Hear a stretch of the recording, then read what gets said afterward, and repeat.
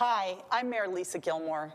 Thanks so much for joining me at Mayor at Noon on Facebook Live. This is your opportunity to hear how the City of Santa Clara is responding to the COVID-19 pandemic, as well as hear from members of our community. It's also an opportunity for viewers tuning in to ask questions during the show. The focus of our show today is community resources. Well, the city has worked hard to develop multiple programs to make sure our residents and businesses make it through the pandemic. There are many community organizations and individuals that have stepped up during this time of need. One of those organizations is the River of Life Christian Church. And they, believe me, are not your everyday house of worship, as they offer an abundance of spiritual as well as community activities. And they're known for their thought-provoking sermons on the various themes of life. On the community front, they provide services to help individuals, families, workplaces, ethnic communities, and even to the whole entire world. Though it's a Chinese church, its doors are open for all English-speaking services as well. Joining me today is the very charismatic leader and founder of the River of Life Christian Church, Pastor Tong Liu. Welcome, Pastor Tong. Thank you. Pastor Tong has achieved some amazing success with his vision. I'm going to try to summarize it a little bit, Pastor, because it's so much. It's hard to fit in one small show. But Pastor started his church in a small room back in 1995 in our very own Mission College here in Santa Clara. And it has grown dramatically since then to be one of the largest Chinese churches in the United States and Canada. In addition, he has many sister churches. And is it 260, the latest count around the world? Yes, around 260. Even sometimes I lost count sometimes. Oh, you lost count too. Well, you better keep count. You're in charge of them. 260 around the world. He even started their very own television channel, U-Channel TV. In his spare time, after doing all this amazingly, he created one of the crowning achievements of the church, and that is the River of Life Foundation. When I was searching online, I found the stated purpose of the foundation, and I want to read it, so please bear with me for a little bit, because it really touched me when I read the purpose of the foundation. And here it is: to ignite a local and global effort to bring hope for an actionable future by addressing the basic necessities of humanity, to bring real transformation to life and to communities. No truer words, Pastor, can be said today. But one of the ways your foundation is helping our community here in Santa Clara is through your food pantry. And Pastor Tong, my first question to you, as one of the largest churches in Santa Clara, first, tell us about your congregation. Are most from Santa Clara? And how many people attended your services pre-pandemic, which seems like a lifetime ago, but tell us about your church. Thank you, Mayor. It's quite an honor to be part of your show. And our congregation actually even located in Santa Clara, but people come from all over the Bay Area. From San Francisco to even Morgan Hill, people come in there. So we basically is Chinese, but we do have an English service also. We still serving the large community here. And I think before the pandemic, right now we have more than 3,000 people attending. 3,000? Yes. Wow. Yeah, including children. So, and growing, continue growing, because after we built our sanctuary, you've been to our grand opening. We're going to have a video on that a little bit later. I really wanted to show the Shekinah glory. It's continued growing, so there's tremendous potential. Right, and for those of you who don't know where their church is, it's located, I'm sure many of you have seen the sign right off Highway 101. Yes. And the old 7-Up bottling company, for those of us who've been around a long time.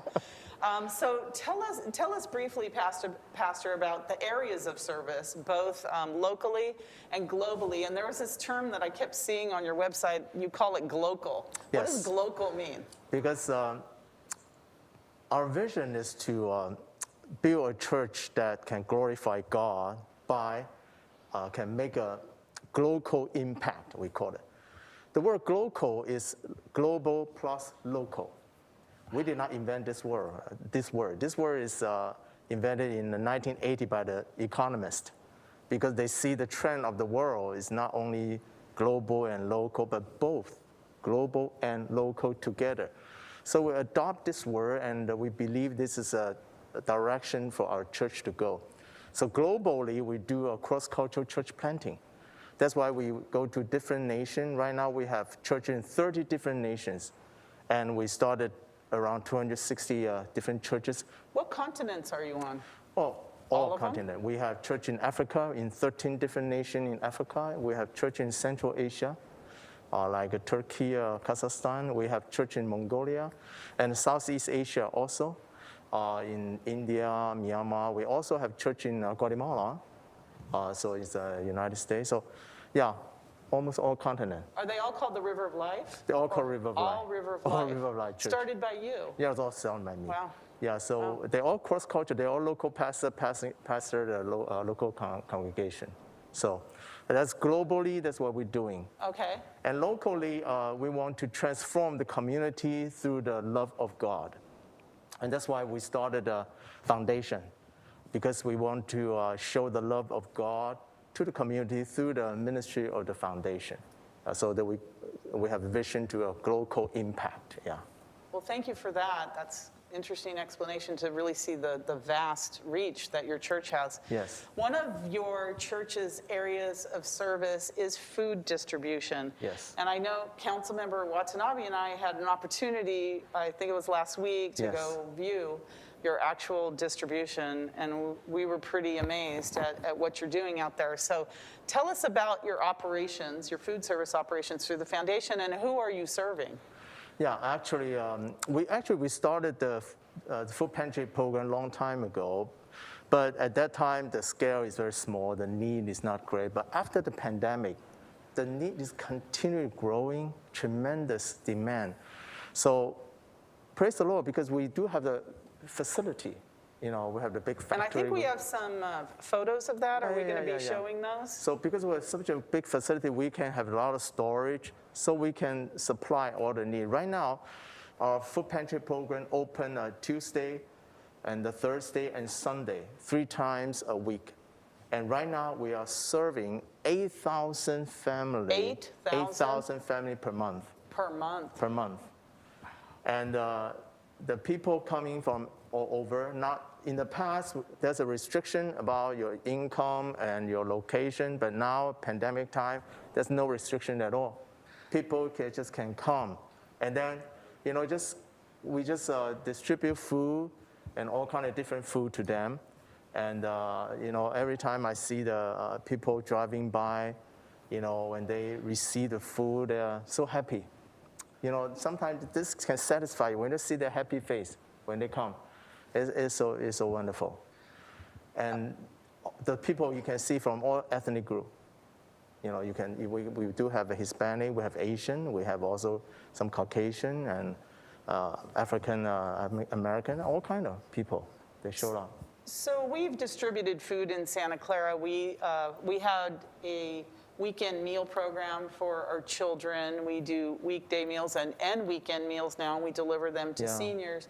And I, along with several other council members, had an opportunity to watch and help distribute food. And I saw at first the people that were coming, that it seemed all different income levels and all different situations. Yes. And people seemed a little bit embarrassed to come and take the food.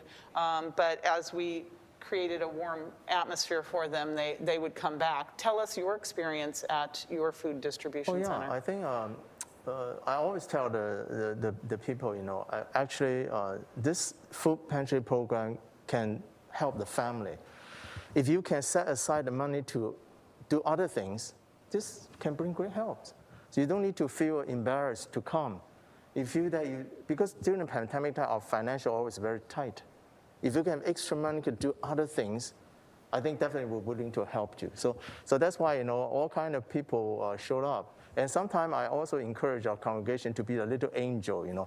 If you really don't have a need, take some and give it away to the people you know. You know. You know who is in need, which they don't know our program, but you can bring some food to them. Or they may feel uncomfortable coming, so exactly. but they do need the help, and it's you can see that. So be the little angel, I said, Oh, that's great. That's great. So let me take me through this. If I want to get some food for myself or my family, what will happen when I either drive up or walk up to your facility? Well, basically, tell me how that happens. Everything is drive-through right now. You don't need to get down your car. No, it's just drive-through. Don't have walk-up? Do you have any walk-up? Oh, no walk-up. It's all drive-through. Yeah, drive-through. You to come to our food pantry, we have, just open your trunk. We just put your food inside. But first of all, if you're first time, you need to register. Just the first time? First time, register. And how do you do that? Is it a form, or what do you do? Basically just show any ID, or driver license or something. Okay. Then we register your name, your phone number. And then afterward, every time you just tell us your name. That's fine. And also, we want to know how many people in your family. Oh, how many people in your family? Yeah, so that we can give you proportionally. Okay. So you just come up and we put the food in your trunk. And you put it safely in the trunk. That's what I've noticed. Yes. What if I'm a vegetarian, or my son is now a vegan, and he had to explain the difference between vegetarian and vegan? So there's all kinds of that and dietary restrictions. How are those types of things handled? You can request, and our coworker will try to meet your need. A lot of our seniors have dietary restrictions that we try to deal with. You just tell us, then we go try to meet your need. Yes. Okay. Yes. And I see that we have some. Are we showing some slides? Yeah, we have all kind of fruit. We have produce. We have egg. We have all kind of deli, and many things. I saw the boxes. They were quite large. Quite large. And filled with really healthy. Yeah, look at this box. Is that an example? Yeah. Really, I say healthy. There's Frosted Flakes. I love those. But there's, got to have the things for the kids too. Sometimes they do have a frozen, like cooked food, like a chicken leg or something is frozen, but it's pre-cooked already. And sometimes I taste it, it's pretty good, not bad, really. Okay, when Kathy and I were walking through your facility, there was a whole hot food area. Tell me about that hot food. Oh, yeah. It was really looked great. Yeah, we work with the Martha's Kitchen. They are serving the homeless for many years. Yeah, they cooperate together. So right now, we are feeding 1,000 hot meals a week. Yeah, 1,000 a week. Do people pick those up, or do you deliver some of them? They come and then pick it up. They come and pick it up? Yeah. So tell us again your hours, because I think people really need to know that it's very minimal, issues to get really healthy boxes of food. Yeah, it's Tuesday and Thursday is from 10 to 12. Okay. 10 to 12. And Sunday is afternoon, 2 to 4. Tuesdays, Thursdays, 10 to 12, and Sunday afternoon, 2 to 4. Yes. Okay. Yes. And you're very efficient just like our city, in distributing the food. Yes. They just come and then, open the trunk and the protocols were there. We noticed the masks, the gloves, the sanitizer, everything was. That's for sure. Your facility is very clean, very organized. Where do you get the volunteers?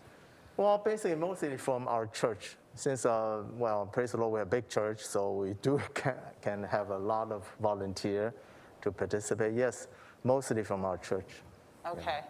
Wonderful. I just want to commend you, because the organization you have there and the number of people you're serving is pretty incredible, and people are in so much need. Are you seeing your numbers still go up in terms of? Continually growing. Right now, not only we are doing in our facility, we actually become a distributor to many different smaller like organization and church. They have their own food pantry program, and right now, every week they come to our church to pick up the food so that they can deliver in their own community. So we're working around like 26 different organizations and church right now. And what's the main source of your food? Where do you get your food? Is it the main Second source Harvest? is a Second Harvest Food Bank, and also USDA, Department of Agriculture. Recently we worked with them. Every week we have received 3,000 food boxes from USDA. And also we work with the World Vision organization. So we distribute an emergency family kit So each family can have an emergency kit box. So yeah, right now we work with more and more organizations together. Okay, so let me talk a little bit about your church, because I know that your pre-pandemic church is pretty amazing. I know you get a lot of donations that have helped you do all this distribution and other things. So I understand, first of all, that for church services that you're following the County of Santa Clara health orders and are not conducting indoor services at this time. Is that correct, Correct. Pastor Tom? Okay. But I have some questions for you on that, but I think for our audience to get a flavor of what your services are like, I'd like to have a short video clip shown to see what your services look like pre-pandemic. And I just wanted to set this up because I need everyone to know out there, this is from services in 2018. And this was the opening of your Shekinah Glory. Your Shekinah Glory building. Yes. And many of us from the city of Santa Clara, I know the police Yes. chief was Yeah, there, thank you for I was coming there, at that council time. members were there. We were there for the opening. So all of our viewers out there, this is from 2018, but I really wanted to see how lively this church is. Okay, if we could show this quick video clip.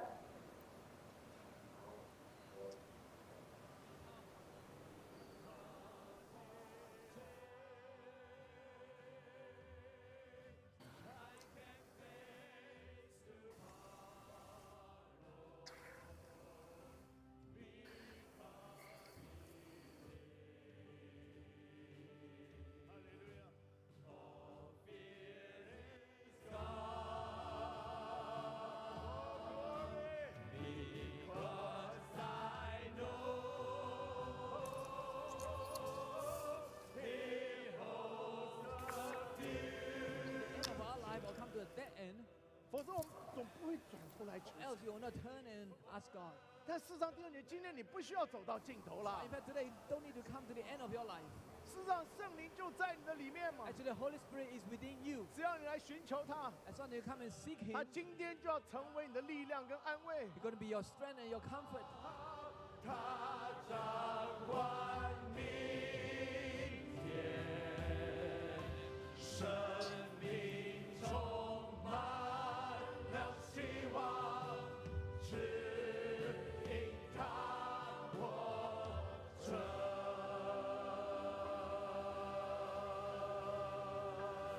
哈利路亚！ Hallelujah. 极大的掌声和荣耀归给我们的神！哈利路亚！主已经复活了。 Great. All right.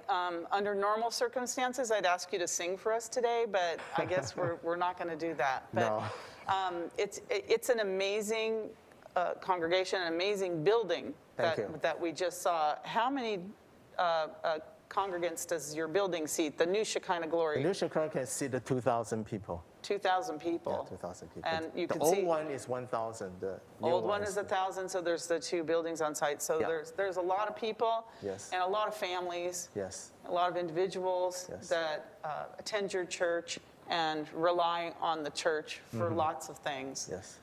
So how is your congregation coping with the loss of these in-person faith services?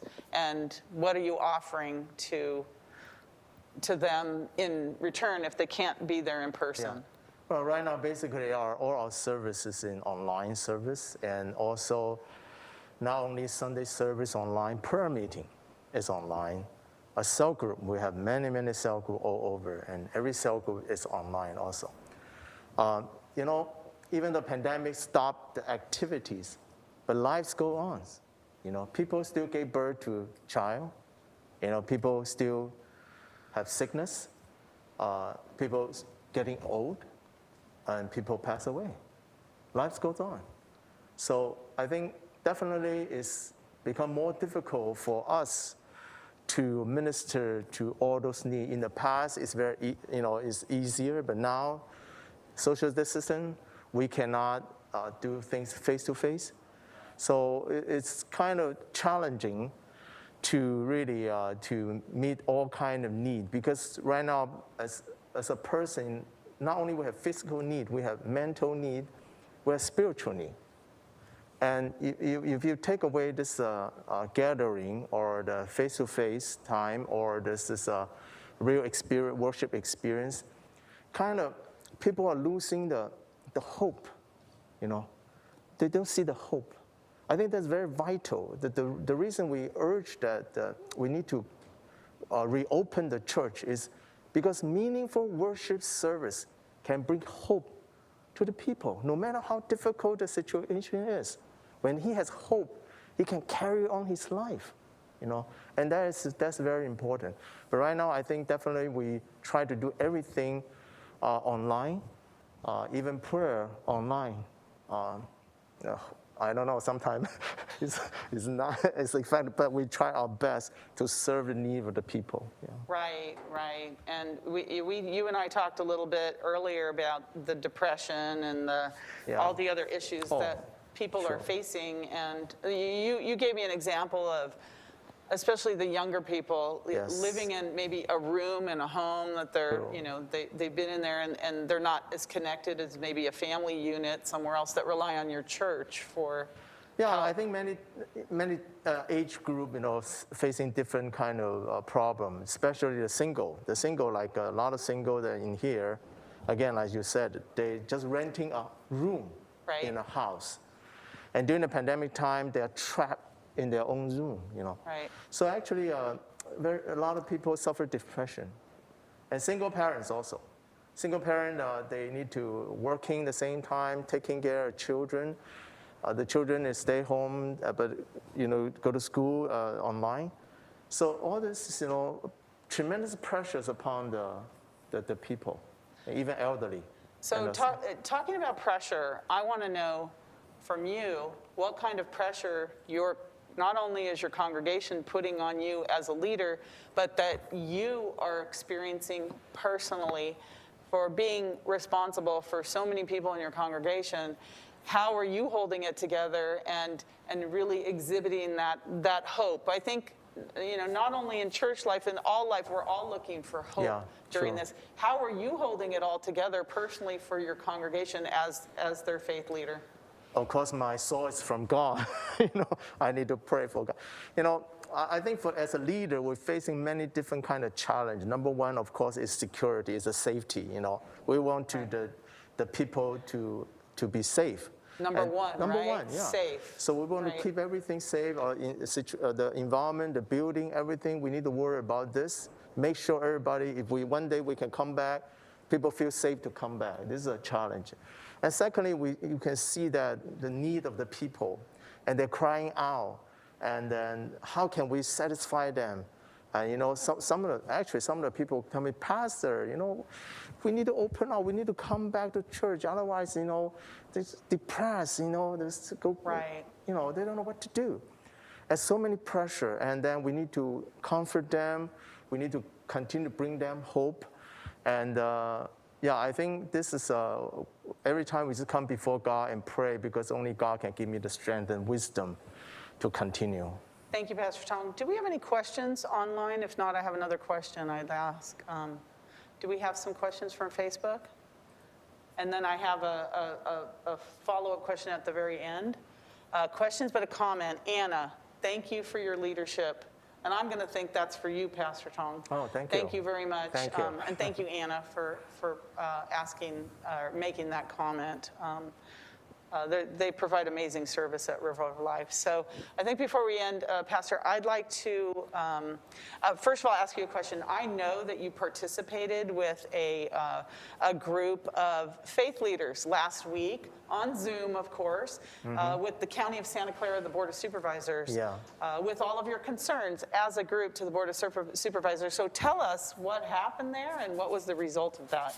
Well, basically, we just express our concern to the county because somehow county has somehow singled out the church and also the restaurant.